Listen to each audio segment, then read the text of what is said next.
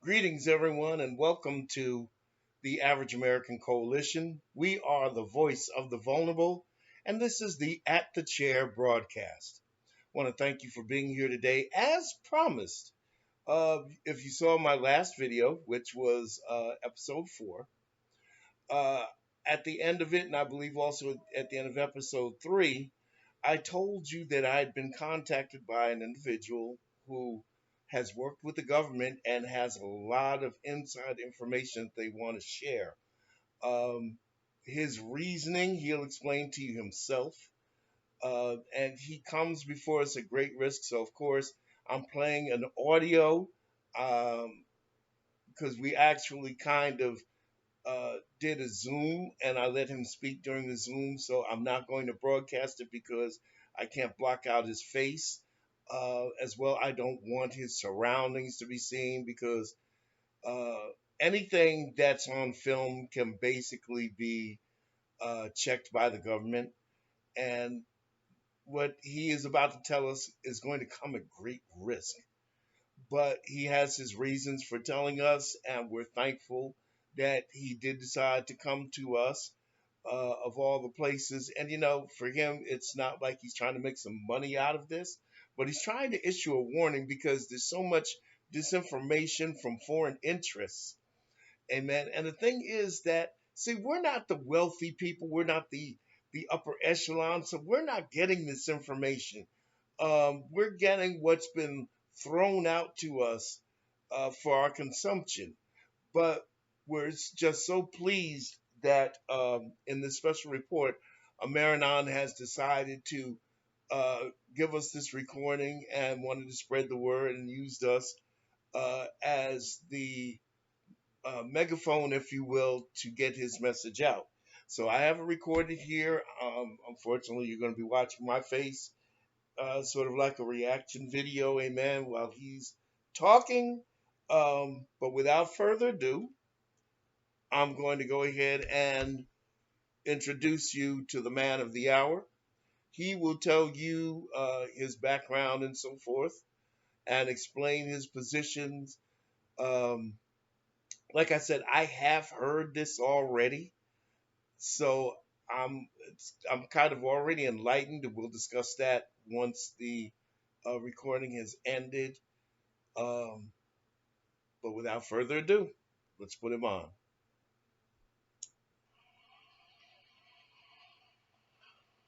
For all practical purposes, you may call me Ameranon.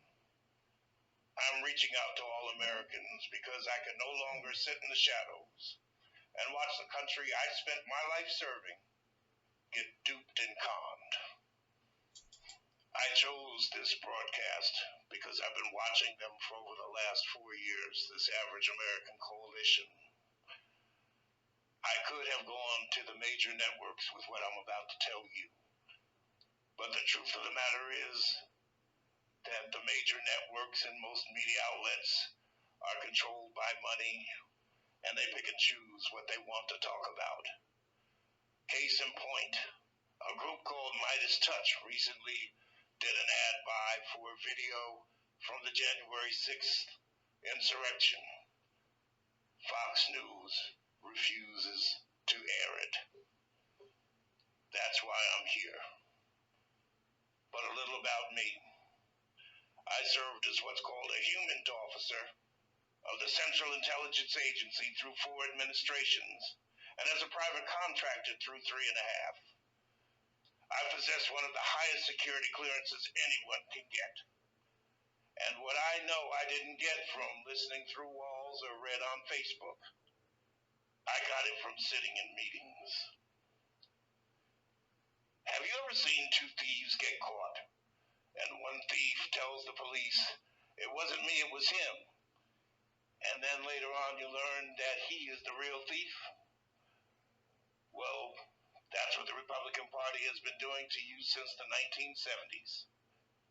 And you fell for it. Completely.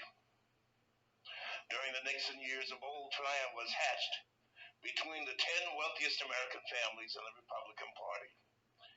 The wealthy would be the ruling class in America, and the Republican Party would make the laws to establish and upkeep that class while becoming part of that class. Nixon got caught in a covert operation to keep Republicans in power. If he had not been caught, the GOP would have been ahead of schedule for 6 years. The Republican Party latched on to the economic theories of Arthur Laffer, known as the Laffer curve. We know it as trickle-down or supply-side economics. It was not developed as a way to secure domestic tranquility for all, but to force the Republican plan into dominance. And while the great communicator Reagan, the actor, sold you that this plan would help you, poor folks, they sneered as they took out your union pet protections, froze your minimum wage, expanded poverty, and fueled homelessness. And naturally, there was the inevitable increase in crime, all while the wealthy got richer and greedier. A lot of the plan was diversion. Every GOP president has an archenemy. Nixon's was Mao Zedong. Reagan, the mad duck of the Middle East. Gaddafi, you remember him? Bush 41 and 43? It was Saddam Hussein. In fact, it was Saddam Hussein that they blamed for 9/11, but they knew it wasn't him. And of course, there was Trump. First, it was Kim Jong-il, then Iran, and our allies. Corporate welfare ran rampant while you weren't watching. Defense contractors got whatever they wanted from your tax dollars, while you chanted USA and paid nearly $4 a gallon at the gas pump. And while you were chanting, Republicans led some more and told you it was Obama's fault, or it was the left that raided the Capitol on January 6th, and you fell for it, fell hard. You know why? Because your idea of patriotism was created by traitors.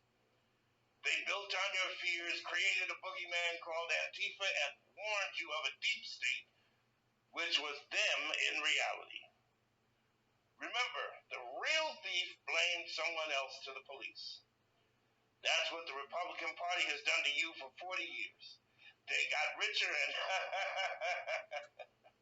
got you to help them to do it at your own expense. You know, I tell you these things at my own risk. And a huge and real risk it is. But the truth is important here. I do love America, our people, and our Constitution. So I'm telling you this so you can stop the plan and fight back. Fight while you can, because they almost got what they wanted and you will be lost. Fight because they are desperate knowing they are so close. Fight for your life because it is your life and your freedom. I am, for practical purposes, Ameranon, an anonymous American that is tired of seeing what my country has turned into. And I'm submitting this to you today. And I hope that you'll act on it because it's all important and your life depends on it. And I hope this gets broadcast far and wide. If I were you, I would share it discreetly with your friends and let them know. They talk about being woke. This isn't about being woke. This is common sense. This is what you need to know, and you need to know now. It's time to take America back. Not the America of the 1950s that was racially intolerant. Not the America of the 1950s where there were no civil rights. Those times have changed. People are here to stay. And they've actually contributed to this country. It's time to be accepting of that and not be fooled by the Donald Trumps and the Republicans of this world. I pray that you take what you've heard today and you heed it and follow it and make something happen. God bless you And God bless the United States of America. Wow. Did you hear that? And after I heard it, and I actually sat back and I thought about it, it made such perfect sense. Um, because if you weren't aware, it was the Republican Party that came up with Social Security and Medicare. It was the Republican Party that created welfare. It was the Republican Party that was the progressive party back in the day. The big and major change apparently took place about 50 years ago.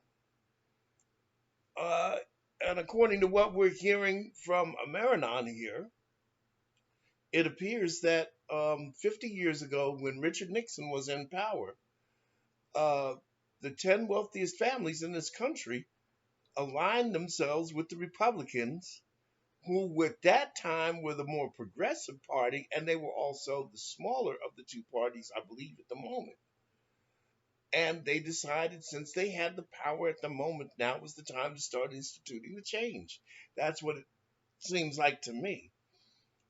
Nixon, as you know, uh, lost his presidency because he was involved in the break in at the Watergate Hotel, where they broke into the Democratic National Committee's headquarters and stole things. And then Nixon went about trying to hide his involvement and the whole crime itself, really. And because of that, he lost his presidency. He was impeached, and he did find out. I mean, he tried as many things as firing special prosecutors and so forth, in what was known as the Saturday Night Massacre. Um, he did a variety of things to try to hide this crime, but at the end of the day, when it came down to the Senate, they told him that he just did not have the votes to survive, and he resigned. Gerald Ford stepped into place. See, the idea Gerald Ford was never really a part of it. It was all Nixon, as I recall. And mind you, I was a kid back then, but I've done my homework. And at that time, that was basically Nixon. Uh, if he had succeeded, the plan would have been augmented 6 years sooner. Um, Nixon probably would have fostered in a second term or whatever, he would have fostered in an era of union busting and stagnation of minimum wage, which is what Reagan did. The banks got deregulated. Too big to fail. The first iterations of it came. They latched on to the Laffer curve, which was the idea that by giving these monies to the wealthy and giving them the tax breaks, that it would trickle down to the average American. And it just didn't work out that way. It was impossible. Most economists laughed it out at that day, but the Republicans saw that as a way to get it in. Um, and Well, Jimmy Carter came in, and even though Jimmy Carter botched Iran and the Republicans kicked his teeth in for that, um, we got Reagan the actor. And the thing is, okay, he was the governor of California at one point, and I get that. Um, and the thing is that he didn't have the law background. He was a figurehead. He was no more than a figurehead. Remember, they called him the great communicator, as Ameranon said, and that's because he was an actor, and an actor. The idea of an actor is that they are to make you believe that they are the person that they're portraying, and that's exactly what. Listen, Ronald Reagan was playing the president of the United States, and he played that role to perfection, not just here but internationally, and people fell for it. I would be lying if I didn't say that I fell for it too back in 1980. Listen, that was the first and only time that I voted for a Republican because he made it sound that good. And of course, I was young, I was a kid. It was my first presidential election that I was voting in. And he made it sound good. How much I've learned since then. you know. But friends, what we have to do here as average Americans, we have to take stock. Listen, it's not 1776, but certain factions are trying to make it 1776 again. They want us to fight physically for our rights. There are other ways to do this. And I have a message for Mr. Joe Biden today because I saw on the news this morning that once again, Joe Manchin is saying he's not supporting SR1. He's not going to vote to overcome the voter suppression that's going on in Republican led states. He's not going to try to stop the filibuster. And President Biden, as much as we love you, we need to tell you that you have got to put your foot down now. You've got to put your foot down now. You've got to get Kirsten Sinema and Joe Manchin in line. What good is it to have a majority in the Senate when two of your own are voting with the opposing party? It doesn't make sense. It's time to step up and be for real and check this before it gets out of hand because we're going to have another 4 years of a Mitch McConnell esque government where nothing gets done because one or two senators are on a power trip and impressed with themselves and able to say, if we don't approve it, nothing happens. Do they not recognize the stake? And Senator Manchin or Senator Sinema, I hope that there hasn't been any backdoor deals promised you by the Republicans because they're not that good at keeping their word. They surely didn't keep it to the American people. They surely did not.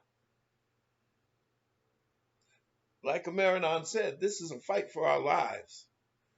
Joe Biden also said it's a fight for the soul of America.